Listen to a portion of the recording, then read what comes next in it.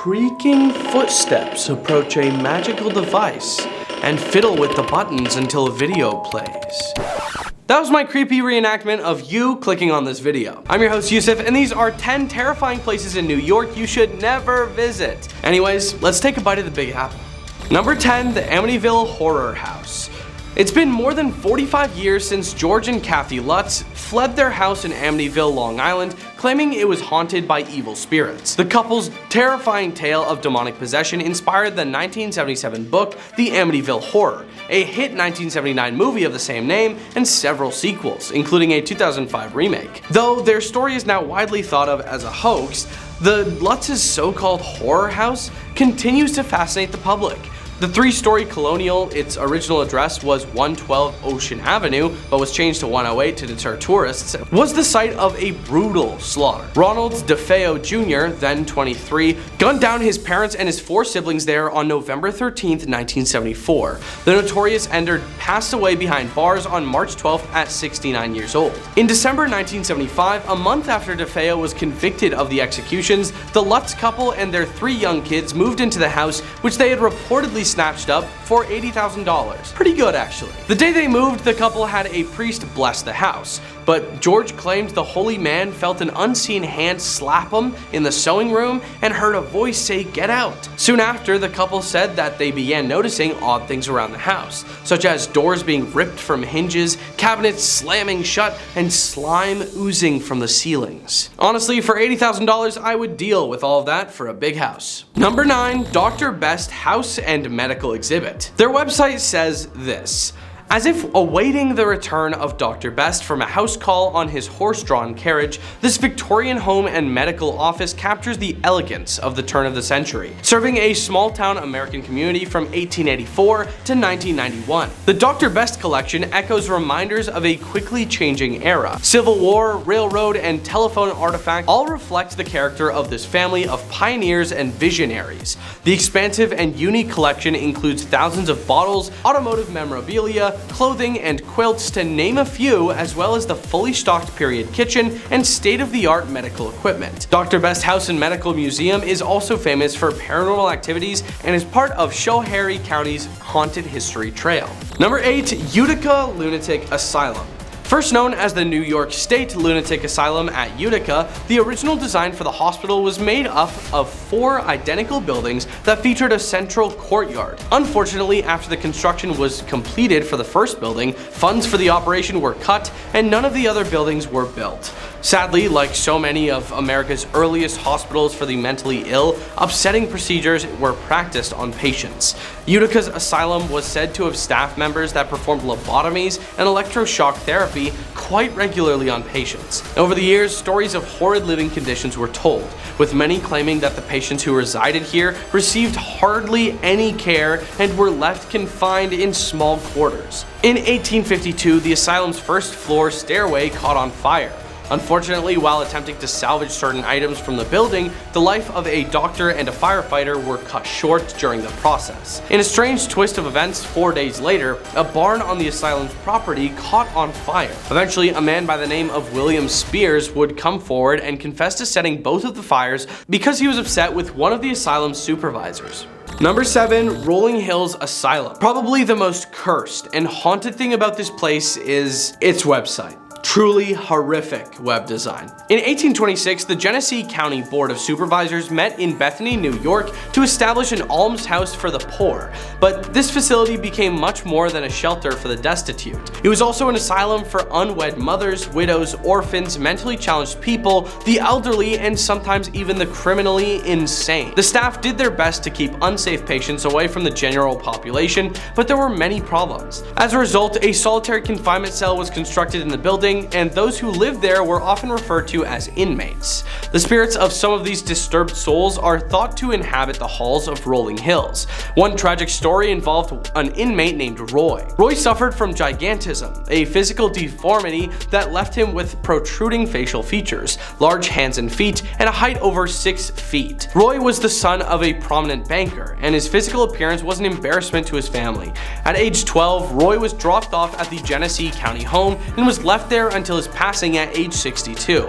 Today, his hulking shadow is still witnessed by visitors who report seeing him lurking throughout the building. Number 6. Sleepy Hollow Cemetery. The legend of Sleepy Hollow was an instant hit after it was penned in 1820. The creepy tale about a peculiar school teacher being chased around Sleepy Hollow by a headless horseman is a Halloween favorite. It has been adapted into silent films, Disney cartoons, and horror movies. As the story goes, Ichabod Crane is the school teacher in 1790's Sleepy Hollow, a town in New York. While at a party, Crane and the other attendees share ghost stories and local legends, which spooked the already superstitious Crane. One of the stories was that of a headless horseman who chased people around through the woods, only stopping if the victims could cross a certain bridge.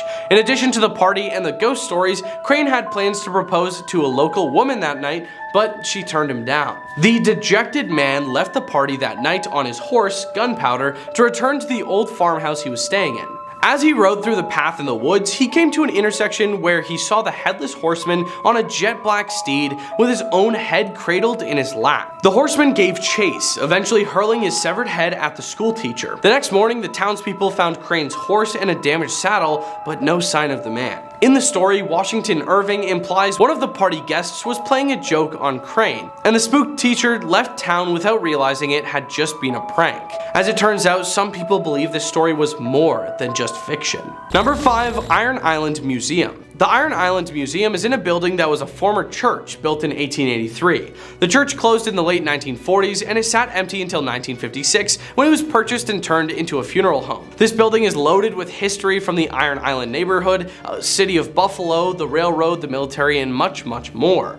Its history is what makes it so haunted. Once you come visit the museum for the spirits, you end up appreciating its amazing history. The building is haunted by many spirits, some we've even been able to identify, such as Edgar Zernick, whose cremated remains went unclaimed in the basement. Spirit voices have been recorded along with pictures and videos of the spirits that haunt the building.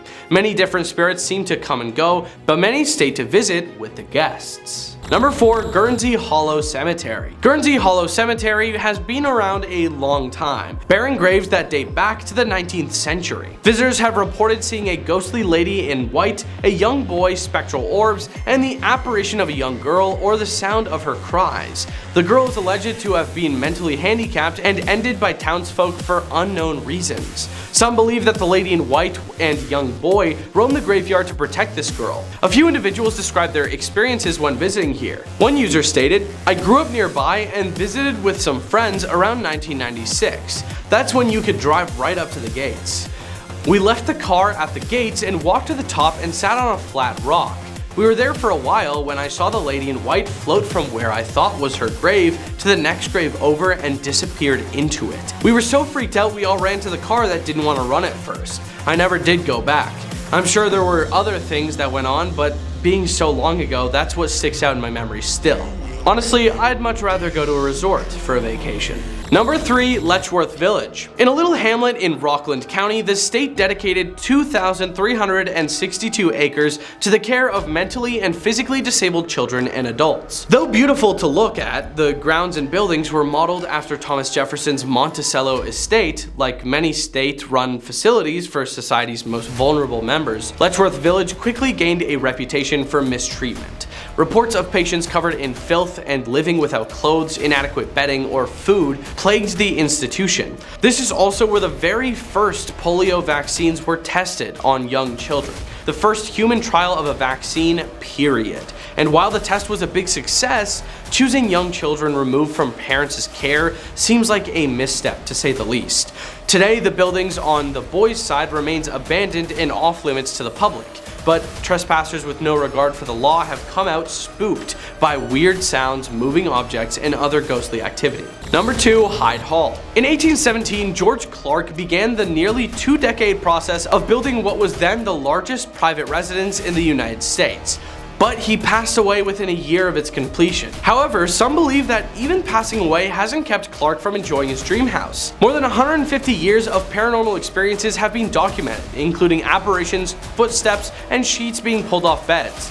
If that's not eerie enough, the property also features a detached family crypt, which you can experience for yourself during candlelit tours of the grounds on Friday and Saturday nights. Number 1. The Sagamore. A grandiose hotel on a private island overlooking Lake George sounds like the perfect place for some rest and relaxation, or eternal rest and no relaxation for some guests. At the gorgeous 19th century Victorian resort, stories of ghost sightings are mainly confined to the elegant restaurants, but the Sagamore's most notorious ghost is more likely to be found playing outdoors. About 70 years ago, a small boy who sold lost golf balls back to pro shop customers was hit by a car during his search. If you listen very closely, you can still hear him giggling. Thanks for watching. Those were 10 terrifying places in New York you should never visit. Leave a comment of what we missed down below. Anyway, we hope you have a scary day.